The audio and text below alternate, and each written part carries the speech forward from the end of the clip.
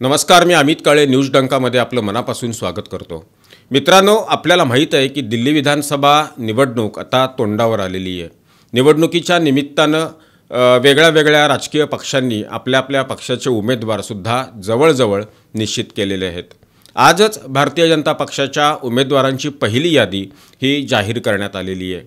राजधानी दिल्लीमध्ये एका बाजूला निवडणुकीचं वातावरण हे तापायला सुरुवात झाली असताना आम आदमी पक्षाचा बुरखा पंजाबमधल्या महिलांनी फाडलेला आहे। आम आदमी पक्ष कशा पद्धतीनं खोटी आश्वासनं मतदारांना देतो, मतदारांना भूलथापा देऊन लोकांना फसवण्याचं काम करतो, हे त्यांच्या आजच्या आंदोलनावरून स्पष्ट झालेलं आहे असं म्हटलं तर त्यामध्ये काही चुकीचं ठरू नये। तर मित्रांनो, आपल्याला माहीत आहेच की निवडणुका जिंकण्यासाठी, निवडणुकीत सत्ता मिळवण्याकरता लोकांना आवडणाऱ्या, प्रभावित करणाऱ्या मतदारांना अशा योजनांची खैरात ही आत्तापर्यंत आम आदमी पक्षानं केलेली आहे। मागच्या निवडणुकीमध्ये सुद्धा वैद्यकीय सोयीसुविधांचं गाजर हे दिल्लीमधल्या सर्वसामान्य मतदारांना, नागरिकांना हे दाखवण्यात आलेलं होतं। प्रत्यक्षात त्या सुविधा किती मिळत आहेत त्याबद्दल आज दिल्लीतले सर्वसामान्य नागरिक हे रोज माध्यमांमध्ये बोलतच असतात। निवडणुकीत लोकांना प्रभावित करणारी आश्वासनं दिल्यानंतर आणि योजनांची खैरात, योजनांची बडीमार केल्यानंतर मतदान होतं आणि आपण जिंकू शकतो हे लक्षात आल्यानंतर आम आदमी पक्षानं हाच फॉर्म्युला दिल्लीनंतर पंजाब राज्यात राबवलेला होता। पंजाबमध्ये त्यावेळेला निवडणूक प्रचारादरम्यान आम आदमी पक्षाचे नेते प्रत्येक महिलेला 1000 रुपये महिन्याला आम्ही देऊ असं ते सांगत होते, असं आश्वासन त्यांनी दिलेलं होतं। प्रत्यक्षात या आश्वासनाची अंमलबजावणी ही तिथं झालीच नाही। त्यामुळं पंजाबमधील सामान्य महिला या आम आदमी पक्षावर प्रचंड चिडलेल्या आहेत, संताप व्यक्त करत आहेत। निवडणुकीत घोषणा करायच्या आणि सत्ता आल्यानंतर मात्र त्या घोषणांकडे दुर्लक्ष करायचं, सर्वसामान्य लोकांना गृहीत धरायचं, हलक्यात घ्यायचं, हेच काम आम आदमी पक्षानं आत्तापर्यंत केलेलं आहे। अरविंद केजरीवाल आणि त्यांच्या मंत्रिमंडळातल्या अनेक लोकांची नावं ही वेगवेगळ्या प्रकरणात ते गुंतलेले आहेत अशी आल्यामुळं त्यांच्या चौकशांचा ससेमिरासुद्धा त्यांच्या मागं लागलेला आहे। अरविंद केजरीवाल यांच्यासह त्यांचे अनेक सहकारी यांची जेलवारीसुद्धा झालेली आहे। तरीही या सगळ्या मंडळींना हा विश्वास आहे की येणाऱ्या दिल्लीच्या विधानसभा निवडणुकीमध्ये आम आदमी पक्षाला खूप भरघोस मतदान होईल आणि आम्ही ही निवडणूक जिंकू असा आत्मविश्वास हा या निमित्तानं त्यांना आहे। या निवडणुकीच्या पार्श्वभूमीवर आम आदमी पक्षानं दिल्लीमधल्या महिलांना महिन्याला 2100 रुपये देण्याचं आश्वासन दिलेलं आहे। जसं हे आश्वासन दिल्लीमध्ये पक्षाकडून देण्यात आलं तसं पंजाबमधल्या सर्वसामान्य महिलांचा संताप उडाला। त्यांनी आम आदमी पक्षाचे प्रमुख अरविंद केजरीवाल यांचं घरच गाठलं आणि त्यांच्या घरासमोर ठिय्या आंदोलन केलं, विरोध प्रदर्शन केलं। यामध्ये पंजाबमधल्या अमृतसर आणि गुरुदासपूर या परिसरातल्या सर्वसामान्य ज्या महिला आहेत त्या महिलांचा समावेश होता।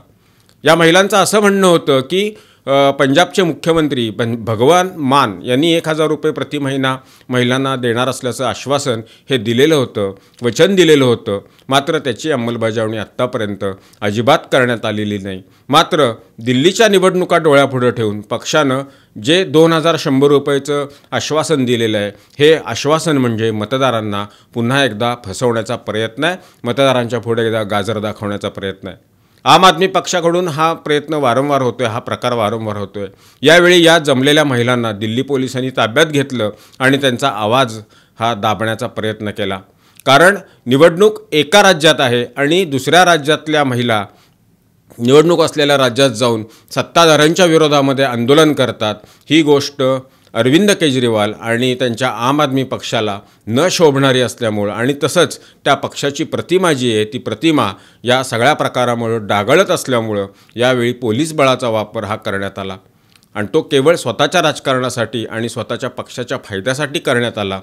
या पोलिसांच्या बळाच्या माध्यमातून आंदोलन करणाऱ्या महिलांना आंदोलनापासून परावृत्त करण्यात आलं। म्हणजे संविधानकार डॉक्टर बाबासाहेब आंबेडकर यांनी जो घटनेच्या माध्यमातून जो मूलभूत अधिकार दिलेला आहे या देशातल्या सर्वसामान्य माणसाला, त्या अधिकारापासून त्यांना लांब ठेवण्यात आलं, त्या अधिकाराची कुठंतरी पायमल्ली करण्याचं काम हे आज आम आदमी पक्षानं केलेलं आहे असं म्हणाले इथं खूप वाव आहे।